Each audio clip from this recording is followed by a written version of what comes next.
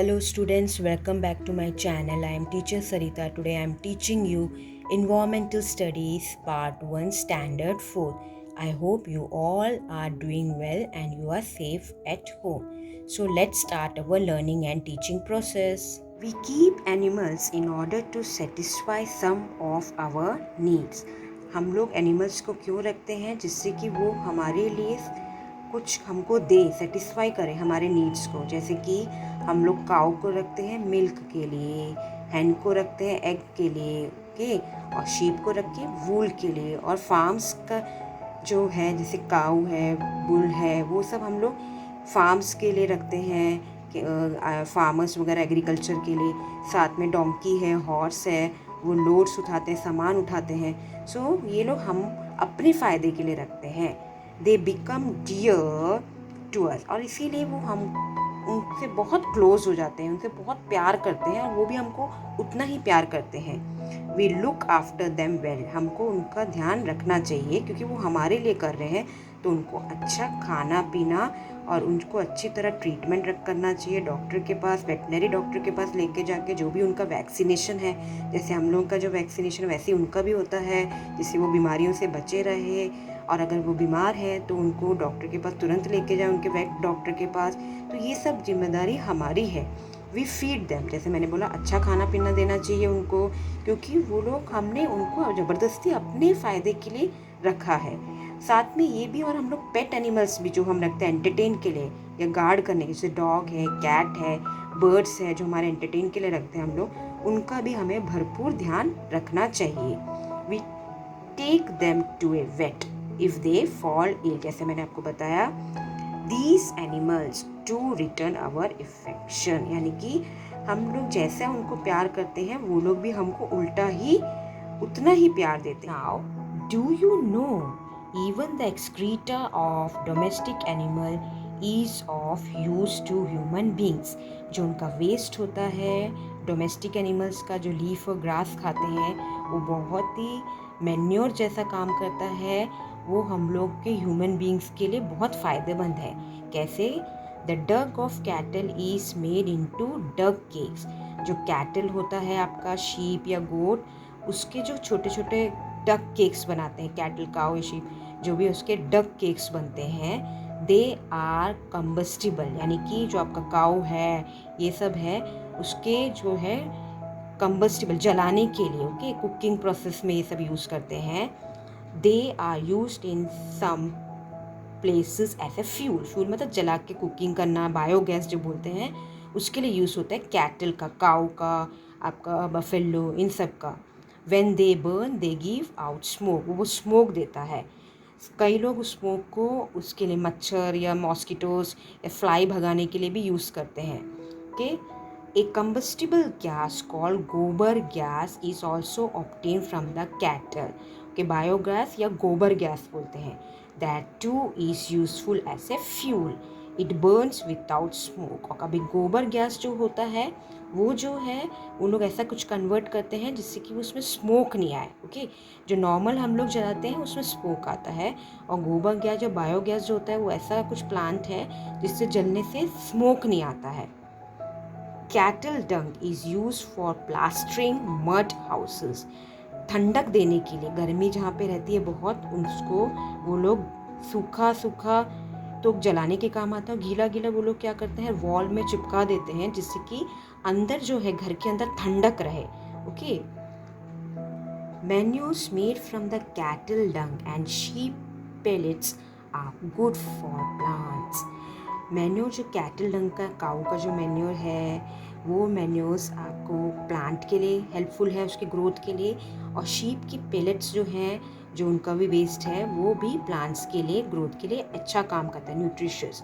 Farmer use them for growing crops, वो लोग crops में भी डालते हैं। तो आप लोग सोचिए गंदा सा है ये सब, ये इसके लिए है क्योंकि ये सिर्फ प्लांट्स ही खाते हैं, इसीलिए उसमें इनके जो काउडंग्स है या पेलेट्स, उसमें गंदगी नहीं होती, वो न्यूट्रिशियस रहता है। सो इसीलिए वो लोग क्रॉप्स में डालते हैं, और ये नेचुरल है। अगर ये केमिकल होता कोई भी मैन्योर, तो वो हम लोग भी उसी केमिकल फर्टिलाइजर्स या केमिकली जो मैन्योर डालते हैं, अगर वो प्लांट्स में डालेंगे, वो क्रॉस में, तो वही हम लोग खाएंगे, तो हमारे हेल्थ के लिए अच्छा नहीं। ये नेचुरल है और ये हेल्दी भी है प्लांट्स के लिए। सो हम लोगों के हेल्थ के लिए भी कोई इफेक्ट नहीं होगा, बल्कि उल्टा ये लाभदायक है। सी द पिक्चर्स, देखा आपने, डॉग है, हॉर्स में बैठ के जा रहे हैं कि ये सब हम डोमेस्टिक यानी फिर आपका डॉग है जो गार्ड करता है कैट के साथ भी। Okay, so the next one, just as we need animals we need plants too. जैसे एनिमल्स हमको चाहिए वैसे हमको प्लांट्स भी चाहिए। Plants give us food grains. Plants क्या देते हैं हमको?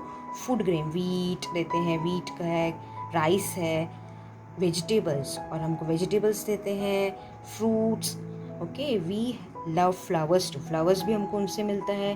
We use them for many different purposes. हम लोग उसको अलग अलग पर्पसेस में यूज़ करते हैं। We get flowers from plants, we get cotton wool from plants to make cotton clothes. Cotton जो है आपका, कॉटन का कपड़ा आपको पता है ना, और कापूस बोलते हैं, कॉटन बोलते हैं, रुई बोलते हैं, वो भी हमको प्लांट्स से मिलते हैं। और इसको हम लोग बहुत पर्पसेस में यूज़ करते हैं, कपड़ा बनाने में या दिया जलाने में। कॉटन आपको मेडिसिनल पर्पस के लिए भी यूज़ करते हैं, अगर कुछ चोट लग गया, कुछ लग गया है, उसके लिए भी। So these all things we are getting from the plants. We grow plants that are useful to us. Methodically we sow seed. कैसे डालते हैं हम लोग? पहले हम लोग सीड डालते हैं मिट्टी के अंदर। We make sure that they get water, और साथ में हम लोग देखते हैं उसको पानी भी डालना चाहिए। We give manure when necessary. पानी भी उतना डालना चाहिए जितना उसको चाहिए, ओवर नहीं डालना, नहीं तो ख़राब हो जाता है। और मैन्योर भी हमको डालना चाहिए, खाद, यानी कि उसको आपका न्यूट्रिशियस बनाने के लिए। We spray pesticides if they are attacked by insect. ज़बरदस्ती पेस्टिसाइड्स नहीं डालना चाहिए। जब कोई इंसेक्ट उसको खाने को है, क्या आपने देखा कभी पौधे में रहेगा, तो तभी उसमें पेस्टिसाइड करना है, नहीं तो वो हार्मफुल है प्लांट्स के लिए। जैसे आप बीमार होते तभी आप मेडिसिन खाते हो, ऐसे ही प्लांट्स में भी जब उनको बीमारी लग जाती है तभी डालना है, नहीं तो ये मार सकता है उनको अगर ज़्यादा डाला तो। हमने पेस्टिसाइड प्लांट को ख़राब कर देगा, इसे जब ज़रूरत है तभी डालना है। Plants too give to us abundantly, they satisfy our needs। Plants भी हमारे लिए बहुत हेल्पफुल है, यानी कि एनिमल से ज़्यादा हेल्पफुल प्लांट्स है। क्यों? Other living thing also get their food from the environment. आपको पता है जो लिविंग थिंग है वो एक दूसरे के ऊपर निर्भर है, उनको भी इन्वायरमेंट से खाना मिलता है। For example, chameleons eat insect when they are hungry. जो गिरगिट है वो क्या खाते हैं? इंसेक्ट खाते हैं जब उनको भूख लगता है। Some snakes eat mice and frog.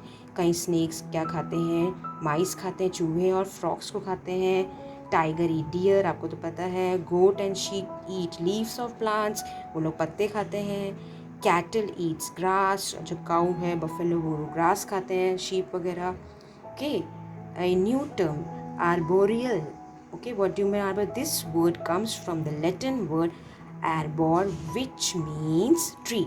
Tree है उसका मतलब। arboreal means living thing in trees, जो ट्रीज में रहता है तो उसको बोलते हैं arboreal। तो animals like monkeys and squirrels live on trees, ये लोग ट्रीज में रहते हैं। It gives them certain advantages। Trees में रहने से बहुत एडवांटेजेस मिलता है। कैसे?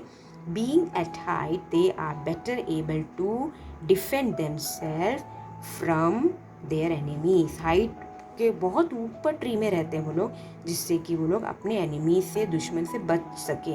ऊपर वो लोग चढ़ नहीं पाएगा उनका दुश्मन, सो बचने के लिए वो लोग बड़े बड़े ट्रीज के ऊपर घर बनाते हैं। Beside they can eat the fruits of tree to satisfy their hunger। साथ में वो लोग फल, नट्स भी खा लेते हैं। Such animals are said to be arboreal animal, यानी कि वो arboreal animals कहलाते हैं क्योंकि वो ट्रीज में रहते हैं। Unknowingly they help the trees with whose support they live। पर ये उनको मालूम नहीं है जिस ट्री में वो लोग रहते हैं वो लोग भी ये एक अच्छा काम कर रहे हैं ट्रीज के लिए। कैसे? As they move around here and there into the surrounding, they spread seeds of the fruit they have eaten through their droppings. वो लोग जब फ्रूट्स खाते हैं, नट्स खाते हैं, उसके बाद ये लोग जंप करते हैं, देखो इधर से उधर जंप करते हैं। इवन बर्ड्स भी फ्लाई करते हैं, स्क्विरल भी, ये लोग ट्रीज़ का ही खाते हैं, नट्स वगैरह, सीड वगैरह। और लोग इधर उधर मूव करने के टाइम जो उनका ड्रॉपलिंग्स होता है, यानी कि उनका डंक होता है, वो नीचे गिर जाता है और उस डंक में सीड रहता है, और वो सीड धीरे धीरे मिट्टी में अपने आप सो होके और एक नया पौधा वहाँ पे उग जाता है।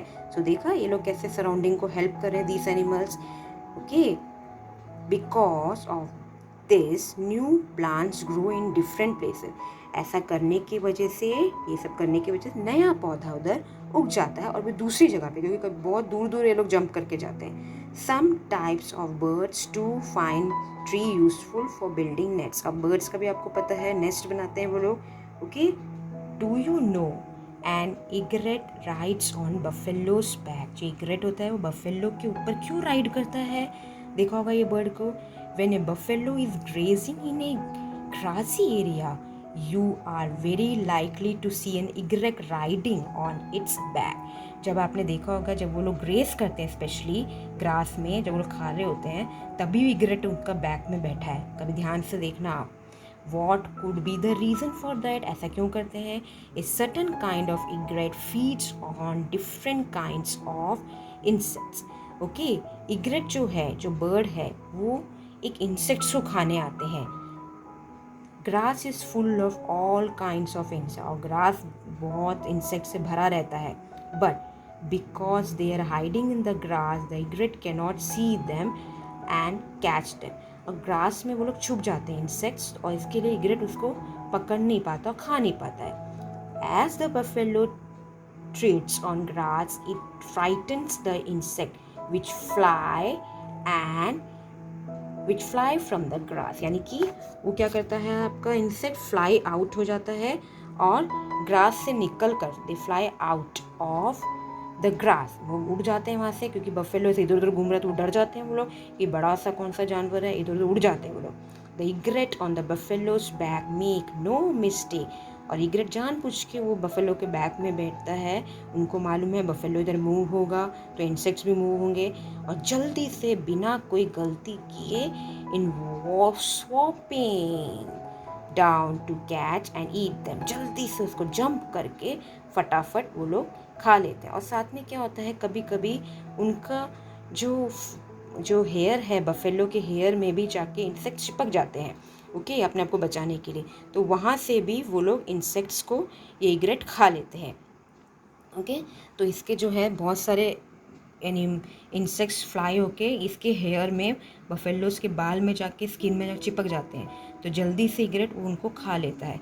और इधर उधर नीचे भी इग्रेट है, क्योंकि वो इंसेक्ट्स फ्लाई भी हो रहे थे साथ साथ, उसको भी ले, तो इनको एक फूड हो गया। तो नहीं, इनडायरेक्टली या डायरेक्टली आप कह सकते हो कि बफेलो को एक, इसके वजह बफेलो को तो खाने को मिल ही रहा है, इग्रेट को भी साथ में बफेलो की वजह से खाने को मिल जाता है।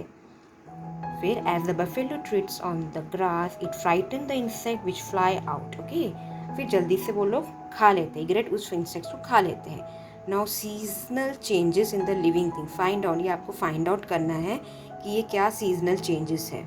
Now we will do come down. We have 3 seasons: summer, the rainy season, and winter season। ये 3 seasons है। It is very hot in summer, बहुत गर्म रहता है समर में। We wear cotton clothes, जब था एकदम गर्मी से बचने के लिए हम हल्का सा कॉटन क्लोथ्स पहनते हैं। And drink plenty of water, बहुत पानी पीना चाहिए, डिहाइड्रेशन हो जाता है तो हमको उस टाइम बहुत, क्योंकि स्वेटिंग होता है तो पानी सब उसमें निकल जाता है, तो हमको हमेशा एक एक घंटे में एक एक गिलास पीते रहना चाहिए।